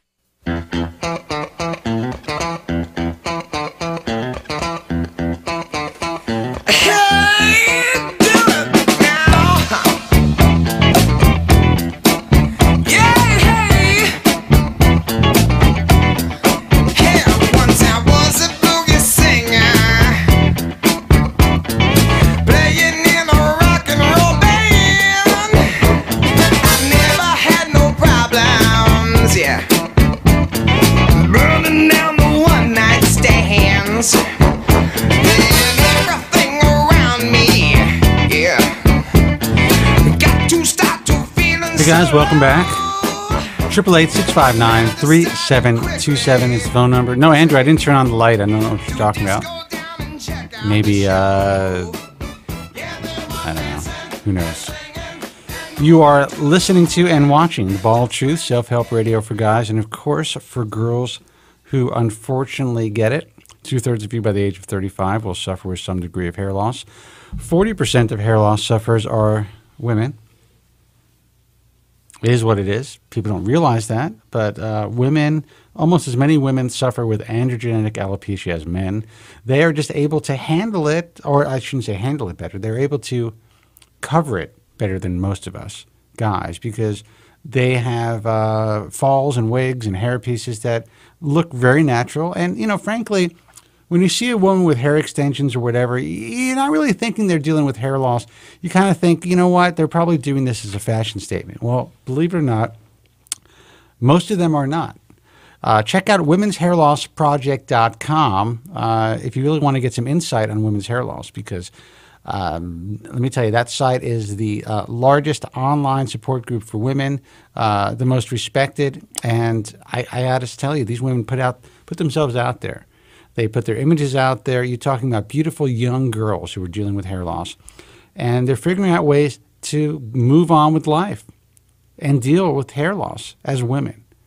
So all you guys out there that are crying about your hair loss, I get it. I get it. Believe me, I get it. But think about if you were a 25-year-old woman. At least as men, it's acceptable. It's socially acceptable to be balding. It's not for women. So think about that. Phone number 888-659-3727. That's 888-659-3727. Yes, I'm on my third beer. The person that just IM'd me. And people are counting how much I'm drinking. It's Labor Day, for crying out loud. Let's take a phone call. Hey, you're on the air. Who's this? Hello? Hello? Yeah, what's up? Hey, this is Sunkast. Sunkast. What's happening? Hey, Sunkast. How's it going? Dude, I can't complain. How's it going with you? Oh, not too bad. I have a hair-related story that I'd like to kind of share and get some advice from you from. Oh, okay. Wait a second. The Bald Truth Report with Joe from Staten Island. It's close enough. Go ahead. So earlier this week, I had a very scary hair incident happen to me, and yeah, it was very scary. Okay, let's hear it. So, for the past couple of weeks, I've noticed that there's just single strand of hair that's like jutting out from my forehead, and it's been bothering me. So I'm like, all right, I'll just shave it off. I have this electric shaver, and I'm like, okay, well, I'll take the electric shaver, and I'll just use like the trimmer portion of it to try and trim this single strand of hair. Right. That didn't work so well. Why? What happened? I ended up shaving off a tiny part of my eyebrow. Wait a second. How the hell would that happen? Were you drunk when you were trying to do that? No. Wait a second. You're trying to get the angle a little of the shaver and the. No, come on, dude. Where's the hair on your forehead? In order, you had to be loaded. I swear I was sober. And you shaved your eyebrow off. I didn't shave it all off, just a very tiny portion. Like you probably can't even tell if you're looking at. Put your camera on. Let me see. Let me see. I don't know if you. I think it's this one. Dude, are you kidding me, man? You have a bald eyebrow. That is ridiculous. Where is the hair that you were trying to shave? I had to see this. No, it was like over here. Like this part of my forehead. It was on that part of your forehead, and you were able to somehow get the left eyebrow. No, I'm demonstrating like what part of it. Dude, you should not be allowed. Like you should not be allowed to carry. Better? You should not be allowed to carry scissors or. No. Or no, it was a bad idea. Okay. I should have used clippers. Yes. Jesus. But like, if somebody were to shave off their eyebrow, is there anything they can do? Is there like prosthetic pieces that they can get for an eyebrow? Now, all right, okay. I don't know if you're making a joke out of this. Now, would you honestly? Yes and no. Okay. Yes, there are prosthetic eyebrows that for people who are suffering with alopecia universalis. You know, it's a extreme form of alopecia areata, and also, you know, there's theatrical eyebrows. So yes, the answer is yes. You can glue on an eyebrow. But you don't deserve. It wouldn't be like I'd have to walk around with an entire eyebrow missing. No, you wouldn't deserve it though. If you shaved your eyebrow off accidentally, you do not deserve. I would not even give you the resource to buy an eyebrow. Damn you! No, you deserve to walk around without an eyebrow for the 3 months that it's going to take to grow back. We could apply the Latisse. He could use Latisse, but I wouldn't even tell him what to do. He needs to suffer without that eyebrow if he's stupid enough to shave his eyebrow off. That's all I have to say. It was stupid. I should have used like just a pair of clippers or tweezers. Why didn't you just pluck it out? I thought I could just maneuver the shaver around to just get that single piece of hair. But why couldn't you? How do you? I don't even want. I can't even understand that.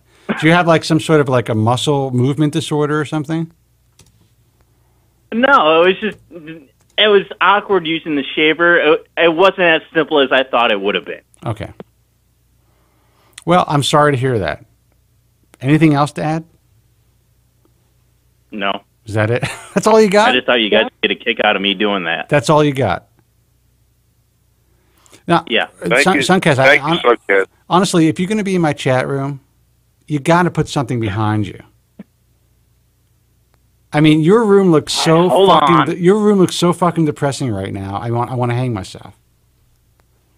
That's so funny. He's got a shower. Okay, there you go. He pulls a shower curtain. George, are you looking at this?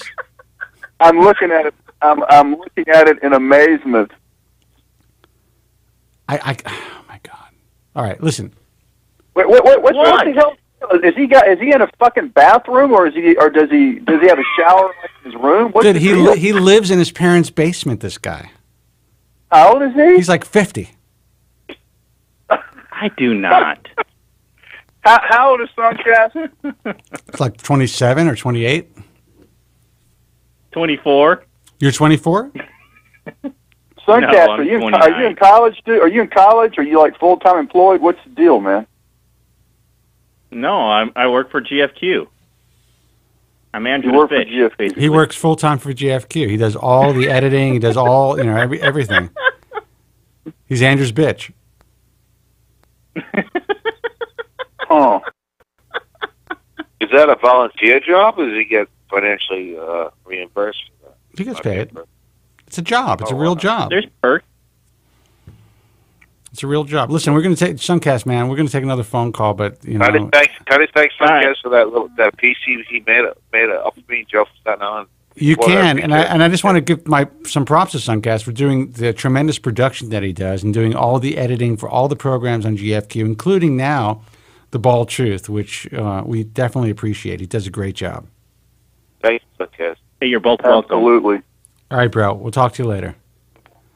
All right, see you. Yeah, that guy's good. He's really good at what he does, by the way. And he did that little production bit. That's his voice, by the way, as you know, Joe.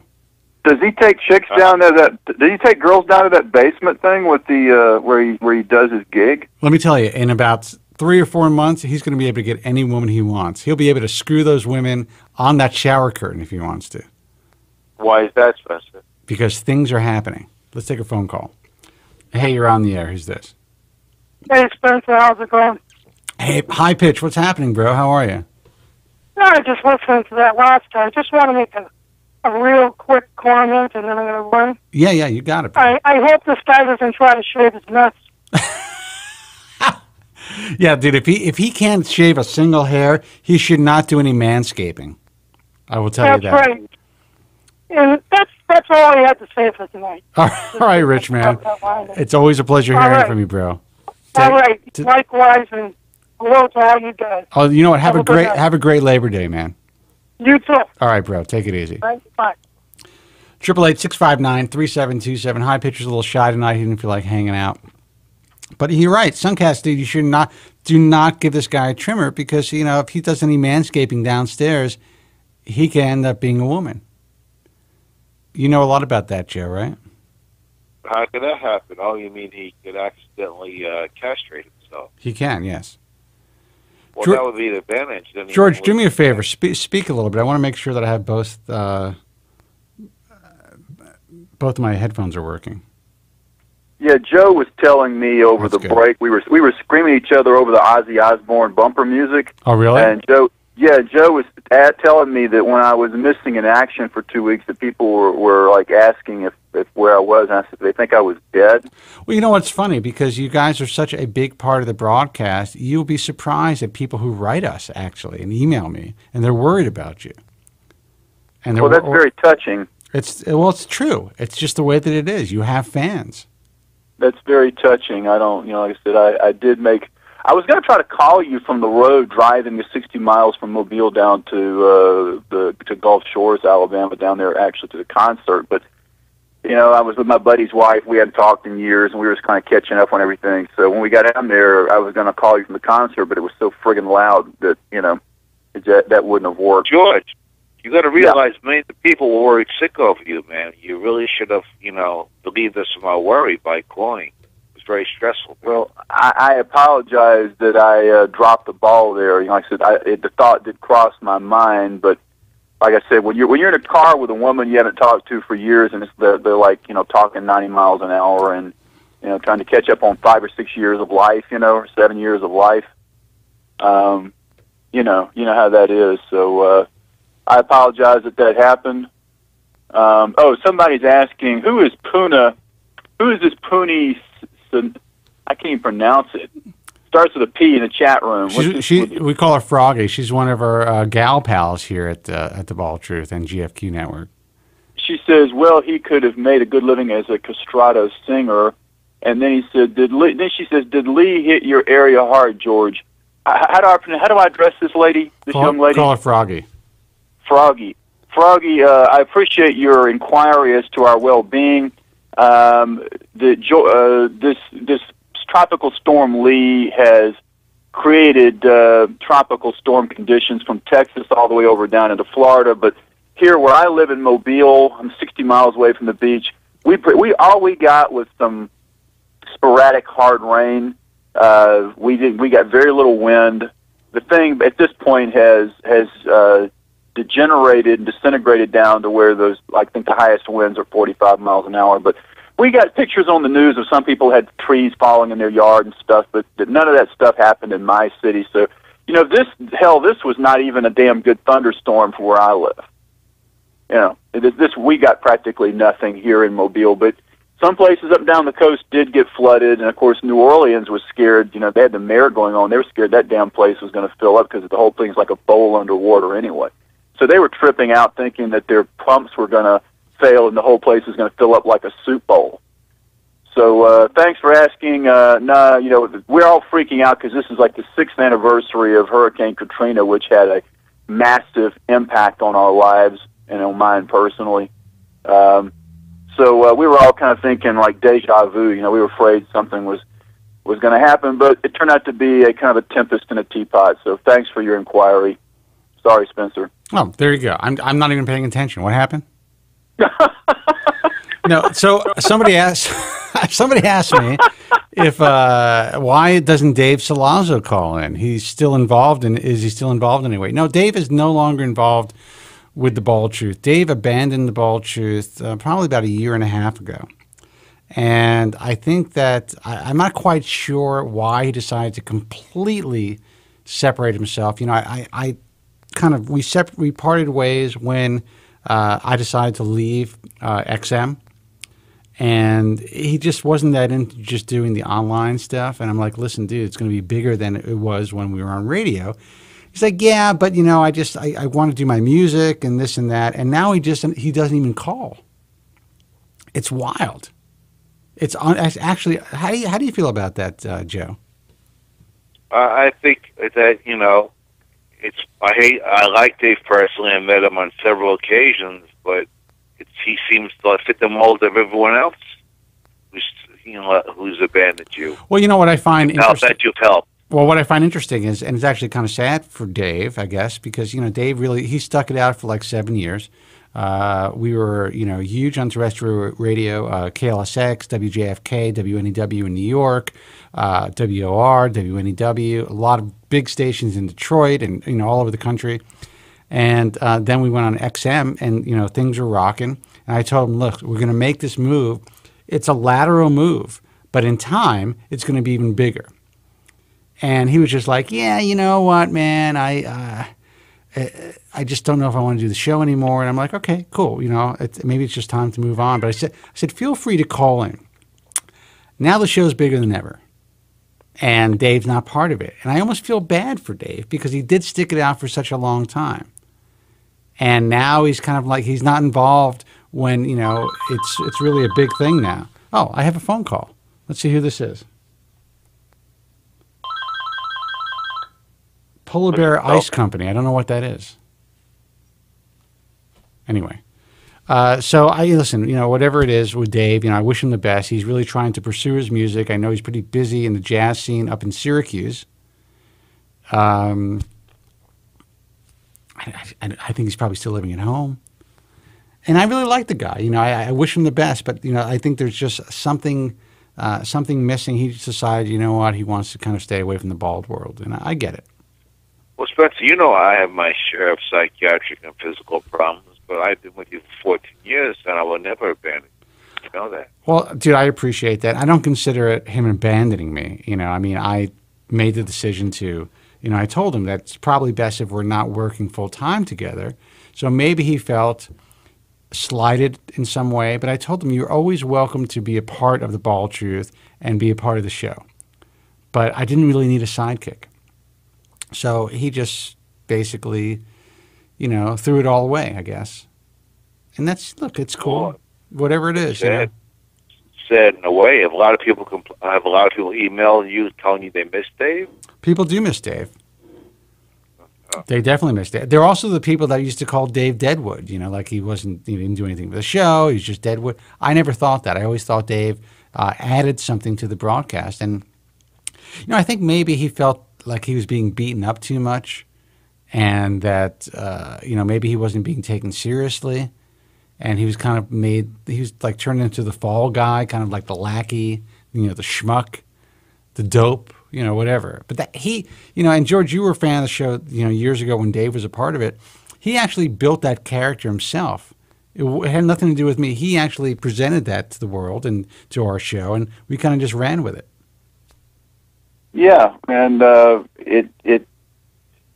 it had its charm, you know. It was like he developed this persona that became like this living, breathing thing that I don't know if that's who the dude actually was or not, because I never met him. Well, I think, you know, things started to break down when he started to talk about his, you know, being wanting to be dominated and hiring dominatrix, and the whole thing about getting kicked in the balls and shit and paying girls to do that. I didn't know that was Dave. I never was aware that was Dave. That was a focus of that crazy stuff. So yeah, he talked about it on the air, and so I think that's when things started to break down. And then, you know, we got him involved with some of these pickup artist guys like Ross Jeffries and things. And then I don't know. I think maybe he felt a little just uncomfortable. You know, maybe he was making himself a little vulnerable because he was putting out his whole his what's the word I'm looking for, Joe? His sexual preferences. You know, maybe, you know, he was getting a little shit for that. You can't really expect to reveal stuff like that and not take some shit for it. I used to, dude, when he first told me about this stuff, I was just like, dude, this is wild. This is great stuff this is great radio. But it's almost hard to believe that someone is into that. But you know what? There's a whole like counterculture, this whole subculture, I should say, of guys that just want to get their ass kicked by, you know, 15-year-old women. No sex. I don't know, man. I mean, beaten up. They like to get beaten up. That's all. I just want to have straight sex with hot young chicks. I mean, I'm not really into them kicking me in the gonads, but I don't know why. I don't understand the whole masochism thing. Why anybody would enjoy having pain inflicted on them? Anyway, that to me, that's an aberration. That's beyond my ability to comprehend. You know, I'm actually starting to find myself, and I never thought this would be the case, but maybe it's because I am getting older. I'm becoming more attractive to, like, you know, older women, like women who are in their 40s. That's actually starting to happen to me too, and it kind of scared me. I thought, am I really getting that old? Because I was always attracted to young girls, but there's so many. They're getting right now where there's so many women who are taking such good care of themselves and working out, and it's like. One time when I was 32 and I had a fling with a 19-year-old girl. Actually, I met her up in South Carolina on a business trip, and she called me up and wanted to come down and supposedly visit my alma mater, and she just really wanted to come hang out with me, and she ended up jumping my bones. And then she went back to South Carolina. After one weekend of having sex, she called me and wanted to come freaking move in with me. And I just remember, you know, every time I've had sex with a girl that was significantly younger than me, you know, the sex is usually great because the chicks are young and hot looking. And afterwards, you're thinking, what the hell am I going to talk to them about? You know, there's this weird thing. To me, sex is like pizza. Is there really any bad pizza? Right. You know, exactly. I mean, I've never really had bad sex. Yeah. Some women are more active. Some women are more into doing stuff. But the bottom line is, you know, you're still naked with somebody. Right. So how bad could it really be? Yeah, the sex is always good, whether it's good or bad, it's always good. But the problem is that afterwards, I kind of felt like I was their daddy or something, you know, and the 19-year-old girl, after we had sex, we're lying there in the bed, and then she starts crying. And I'm going, oh, God. You know, I mean, the girl was practically a total stranger. You know, she was basically looking for a daddy. You know, her mother and father broke up when she was young. I was thinking, every time I get with a young girl, am I going to end up being daddy? Well, at least you weren't the one. At least you weren't the one who was crying and asking for forgiveness. So, what was that? I said at least it wasn't you who was crying and saying he was sorry. No, she wasn't saying she was sorry. She was just crying because she knew she was only there for a couple of days, and then she got all clingy and everything. So it got real weird. But anyway, all you do is you clean her up and you take her out to eat. And that's it. Well, that's what I did. I mean, I was trying to avoid having sex with her because I didn't want this weird thing happening. So I was like trying to take her the whole time she was in town. I was like trying to stay gone from my apartment the whole time, you know, and go here, go there. Took her to New Orleans, you know, and then finally at one point she said, "I don't want to go anywhere. I just want to stay here with you." And I'm like, "Oh, geez." So I knew where that was going. So, dude, enjoy it while it happens. That's what I tell people. Just enjoy your life. Don't think too much about what's going on. You know, protect yourself so that she's not pregnant and you don't get a disease or you don't give her a disease. So there's no attachment, and just move on. Don't worry. Well, that's what I did, but it was really tough when she called and wanted to come down and live with me, and I had to bring her back to reality. That's when you change your number. Well, actually, she called me for several years after that. Even after she got engaged, she came down here to visit her dad, who lived down the coast in some RV park or something. And, and she wanted to come, hook up with me, and she was engaged to be married. And I was like, oh, God, no, can't go there again. I don't mean, this is going to sound obnoxious. As much as I was affected by hair loss as a young person and, through the initial throes of hair loss, I always kind of felt like I kind of used booze and sex and just picking up women kind of as a way to self-medicate during the worst part of my hair loss. So even when I was really obsessed about my hair loss, it wasn't that much of an issue as far as meeting women. I just didn't feel good about myself. So women didn't seem to be that. I mean, some women might have rejected me because of it, but I didn't give a shit. So I would just talk to so many women that it was a numbers game. You know what I mean, George? So, absolutely. So I don't know. I may have done the same thing even with the receding hairline and the comb over. So I don't know. Who knows? Wow. All right, guys, we're being too honest now. It's Labor Day weekend. Spencer's having a lot of beers, and go ahead, man. I'm gonna sign off in a second. One final thing. You think if I ever left the show, I think I'd be missed, Spence? You, of course, dude, come on. You're a huge part of this broadcast. For 14 years, you've called this show just about every week. I appreciate that, man. I mean, come on. Listen to this. The Bald Truth Report with Joe from Staten Island. You have 2 openings. Let's see who this is. Our food is coming. So, you have 2 openings, Joe. You're a big part of this broadcast, and people write about you on the internet, bro. I appreciate that, man. So listen, guys, I'm gonna sign off. Thank you so much for tuning in, George. Man, I'm so glad that you got back and you're back with the program, and we missed you. And thank you. I want everyone to know that yes, as the IMs are coming in, you guys are emailing me. I am going to be doing the Replicell interview this week, so I will try to get something online by the end of the week, and of course we will be playing parts of the interview on next week's The Bald Truth, so stay tuned for that. Let me give out the websites: thebaldtruth.com, ihrs.org for the International Alliance of Hair Restoration Surgeons. Just so you guys know, all members of the International Alliance of Hair Restoration Surgeons pay an annual screening fee of a minimum of $12,000 once they are accepted into the IHRS. If you're a woman dealing with hair loss, please check out womenshairlossproject.com. Basically, they're our sister site, and it's just a great place for women who are dealing with hair loss. Thebaldtruth.com, of course. And look, if you want to interact with other hair loss sufferers, check out baldtruthtalk.com, which is our online message forum. Sign up for the forum, interact with other guys and women who are dealing with hair loss. And you can talk about the program, whatever you want to talk about. Until next week, by the way, have a great Labor Day weekend. Enjoy tomorrow. It's an extra day off.